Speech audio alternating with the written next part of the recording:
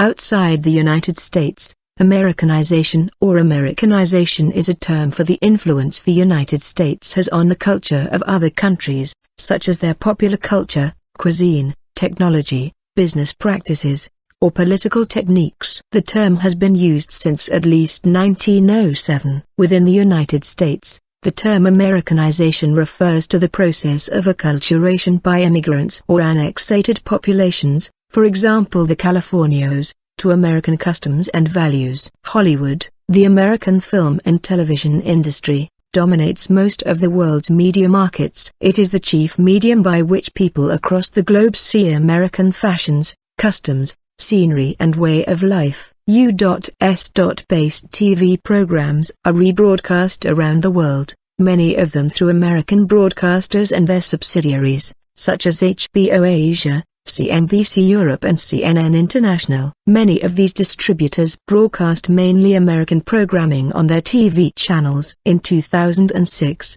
a survey of 20 countries by Radio Times found 7 American shows in the 10 most watched: CSI, Miami, Lost, Desperate Housewives, The Simpsons, CSI, Crime Scene Investigation, Without a Trace and The Adventures of Jimmy Neutron, Boy Genius. American films are also extremely popular around the world, often dominating cinemas. Adjusting for inflation, the highest-grossing film of all time is Gone with the Wind. Often part of the negotiating in free trade agreements between the U.S. and other nations involves screen quotas. One such case is Mexico, which abolished screen quotas following the establishment of the North American Free Trade Agreement, NAFTA, with the U.S. Recently South Korea has agreed to reduce its quota under pressure from the U.S. as part of a free trade deal. Many U.S.-based artists, such as Elvis Presley and Michael Jackson, are recognized worldwide and have sold over 500 million albums each. Michael Jackson's album Thriller,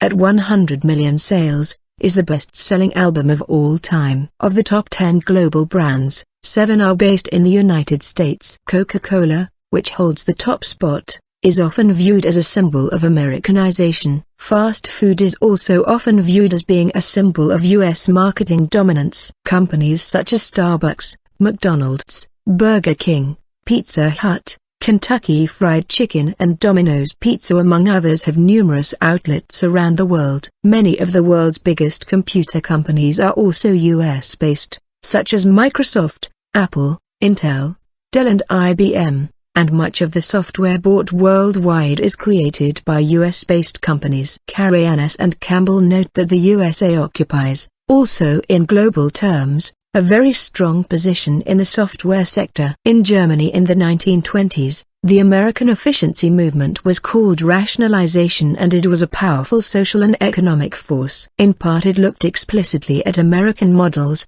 especially Fordism. Rationalization meant higher productivity and greater efficiency, promising science would bring prosperity. More generally it promised a new level of modernity and was applied to economic production and consumption as well as public administration. Various versions of rationalization were promoted by industrialists and social democrats, by engineers and architects, by educators and academics, by middle-class feminists and social workers, by government officials and politicians of many parties. As ideology and practice, rationalization challenged and transformed not only machines, factories, and vast business enterprises but also the lives of middle-class and working-class Germans. During the Cold War, the Americanization was the method to counter the processes of Sovietization around the world. Education, schools, and universities in particularly, became the main target for Americanization. However,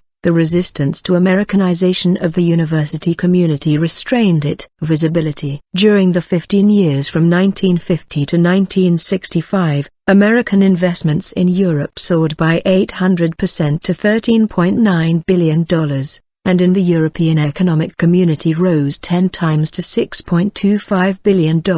Europe's share of American investments increased from 15% to 28%.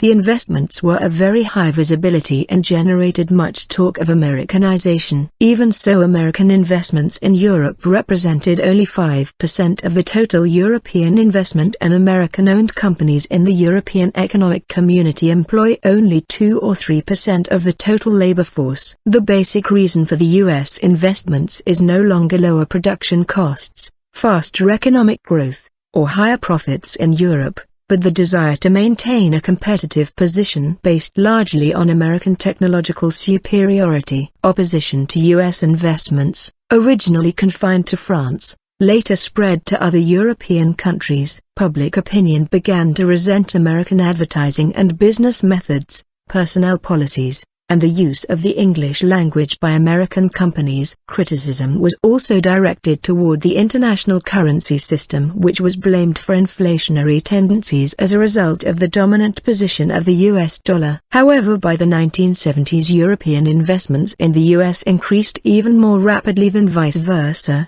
and Jill Understad finds there was less talk of the Americans buying Europe. Historiography. Bergan, 2010. Analyzes the debate on the usefulness of the concepts of Americanization and Westernization. He reviews the recent research on the European-American relationship during the Cold War that has dealt with the cultural impact of the United States upon Europe. He then discusses the relevant work on this subject in the fields of economic and business history. Overall, the article tries to bring out that those who have applied the concept of Americanization to their research on cultural and/or economic history have been well aware of the complexities of transatlantic relations in this period, whether they were viewed as a two-way exchange or as a process of circulation.